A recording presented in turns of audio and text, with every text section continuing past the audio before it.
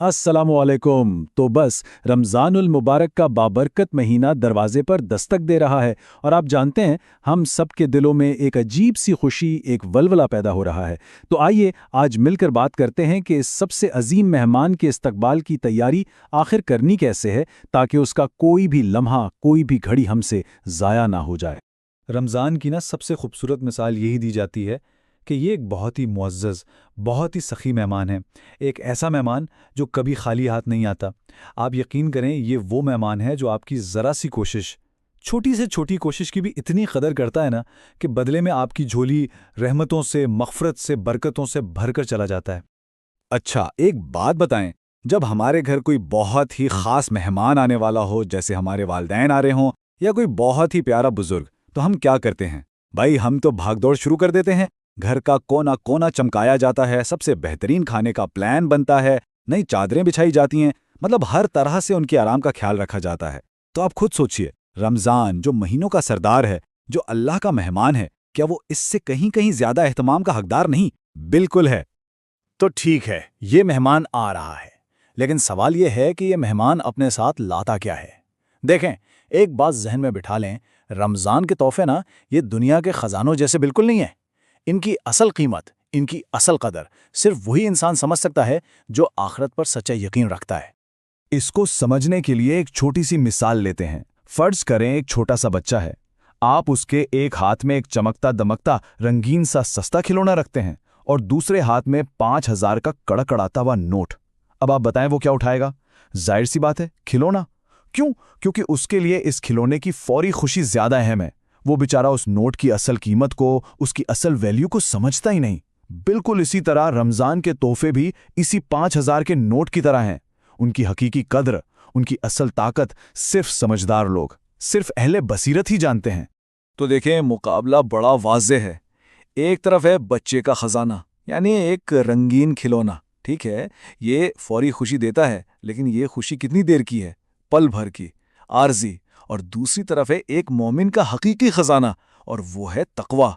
ये वो इनाम है, ये वो खजाना है जिसकी चमक कभी कभी भी फीकी नहीं पड़ती। ये एक ऐसा इन्वेस्टमेंट है, एक ऐसा सरमाया है जो इस दुनिया में भी और आखिरत में भी काम आएगा। अब आप कहेंगे कि ये तकवा आखिर है क्या भला? देखें, ये सिर्फ गुनाहों से बचने का नाम नहीं है, नहीं, ये इससे बहुत गहरी चीज़ है। ये अल्लाह की मोहब्बत और उसके हर वक्त मौजूद होने का वो गहरा एहसास है जो हमारे दिल में, हमारी रूह में उतर जाता है। ये समझें कि आपके अंदर एक कंपास लग गया है जो हर लम्हा आपको बुराई से रोकता है और नेकी का रास्ता दिखाता है।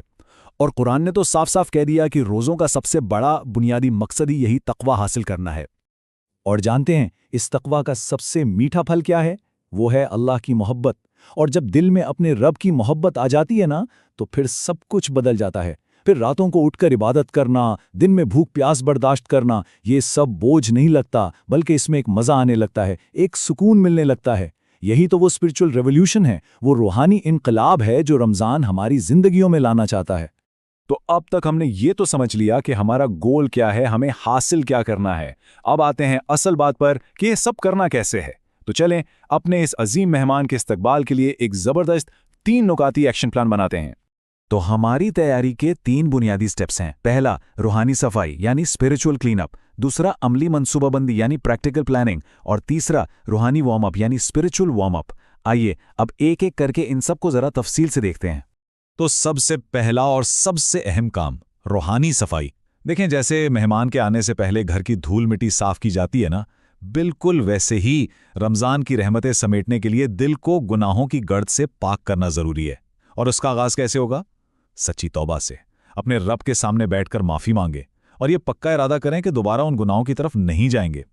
और हाँ, एक बहुत ज़रूरी बात, अगर पिछले रमज़ान के रोज़े क़ज़ा हैं तो उन्हें शबान के महीने में ही पूरा कर लें, ताकि हम बिल्कुल एक क्लीन स्लेट के साथ, एक साफ दिल के साथ इस महीने का आगाज़ करें।